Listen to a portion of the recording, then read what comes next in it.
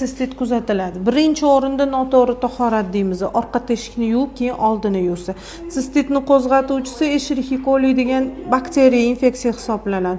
Bu axlatni tarkibida bor. O'shaning uchun noto'g'ri tahorat yo yo xotinda bo'lsa mana shunaqa odat, o'shaning hisobiga siydik yo'liga bu infeksiya tushadi va u siydik qopiga ko'tarilib, siydik qopini butunligi buziladi.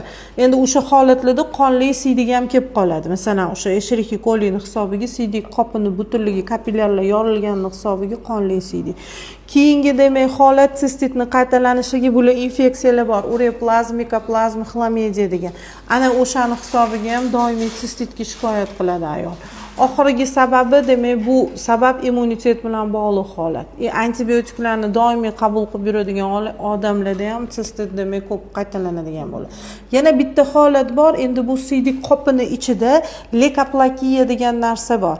U endi ko'proq gormonal ham bo'ladi. Leykoplakiya holati ana o'shanda ham demak sistit mana shunaqa doimiy lecheniya oladi, yana qaytalanaveradi. Uning uchun endi sistoskop degan apparat bilan ichkariga kirib, o'sha siydik qopini ichida demak mochevoy puzirda leykoplakiya holatlari bor yoki yo'q, o'shani tekshirish kerak bitta. Xo'p.